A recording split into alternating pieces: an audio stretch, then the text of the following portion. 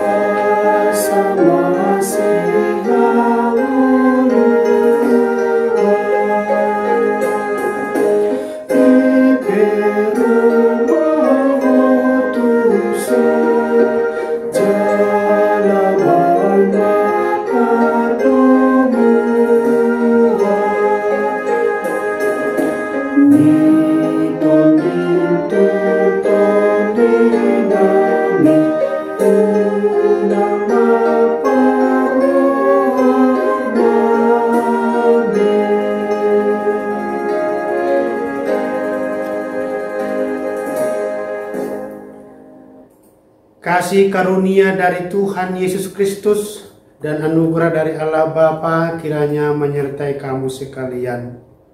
Amin. Saudara-saudara yang dikasihi dalam Tuhan Yesus Kristus, firman Tuhan untuk kita hari ini tertulis dalam Kisah Para Rasul 17 ayat 24. Demikian firman Tuhan. Allah yang telah menjadikan bumi dan segala isinya, Ia yang adalah Tuhan atas langit dan bumi, tidak diam dalam kuil-kuil buatan tangan manusia. Ia debatan natu mapahasyanganon rodi saluhut isina, ima Tuhan ni langit doho tano, dan maringanan ibana dia kajoro na pinauri ni tangan. Demikian firman Tuhan.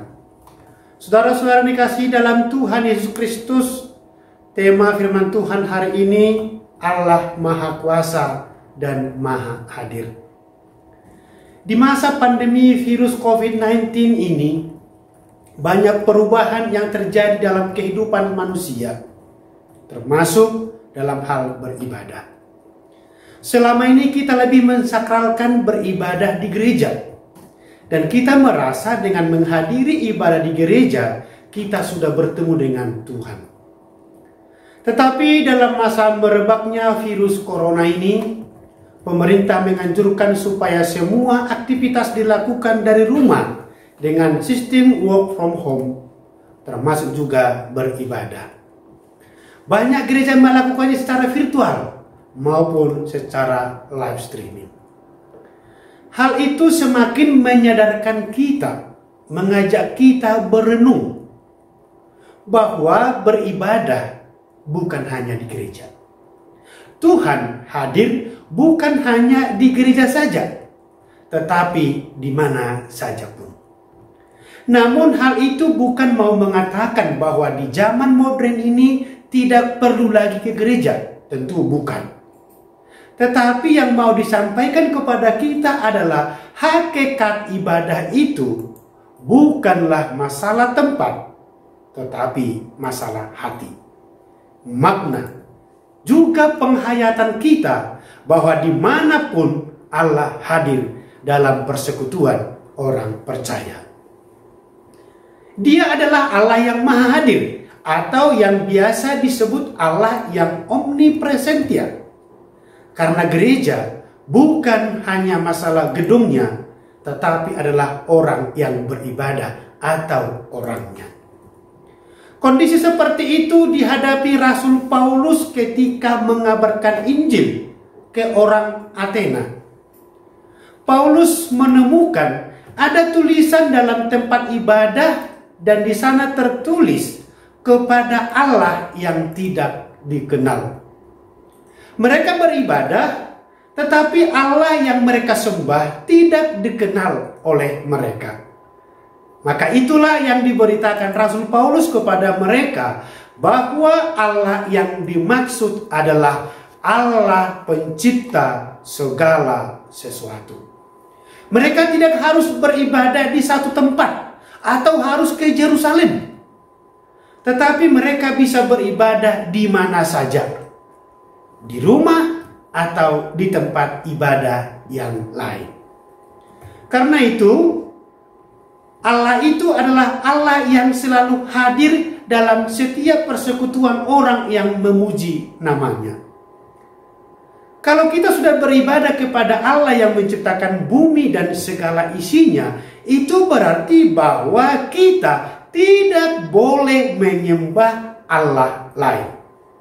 Itu jelas dalam kitab pertama dan kedua, bahwa hanya ada satu Allah dan kita hanya boleh menyembah kepadanya saja.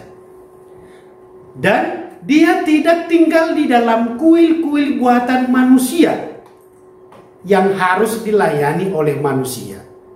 Tetapi Dia adalah Allah yang memberikan nafas dan kehidupan serta segala yang dibutuhkan manusia di dalam hidupnya. Itulah yang harus kita sembah dan kita muliakan di dalam hidup kita. Demikian firman Tuhan. Selamat beraktivitas bagi kita semua. Amin. Kita berdoa. Terima kasih Bapa di sorga, dengan firman-Mu yang menyapa kami hari ini. Kami bersuka cita Engkau mengingatkan kami bahwa Engkau Allah yang maha hadir dimanapun kami menyebut nama-Mu, dimanapun kami memanggil nama-Mu. Hadirlah Tuhan dalam setiap gerak kehidupan kami, supaya kami senantiasa merasakan pertolongan-Mu dan kami dapat menghadapi segala dinamika hidup yang kami hadapi. Terima kasih Bapa, biarlah dalam peribadahan kami, dimanapun kami beribadah, Engkau hadir dan firman-Mu bertumbuh dan berbuah dalam hidup kami. Ampuni dosa-dosa kami Tuhan, agar kami layak di hadapan-Mu. Terima kasih Bapa, dalam nama Yesus Kristus kami berdoa kepadamu.